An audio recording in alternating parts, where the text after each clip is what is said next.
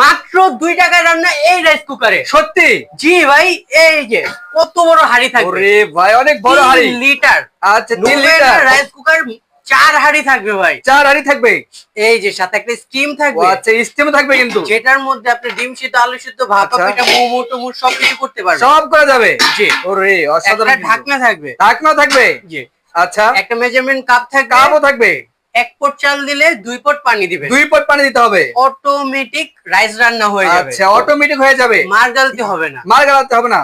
3টা চামচ থাকবে ফ্রি। আচ্ছা একটা থাকবে প্লাস্টিকের, 2টা থাকবে কাঠের চামচ। কাঠের চামচ থাকবে। জি, একটা রাইসের, একটা তরকারি, একটা ডালের। ডালের। জি। আচ্ছা 3 কালার 3টা হাঁড়ি থাকবে। 3 কালার 3টা হাড়ি থাকবে। এটার মধ্যে মাছ ভাজা, তেল জাতীয় সবকিছু করতে পারবেন। ওকে। এটার মধ্যে রাইস, ভুনা খিচুড়ি সবকিছু আর করতে সব পারবেন। করা যাবে কিন্তু। হ্যাঁ।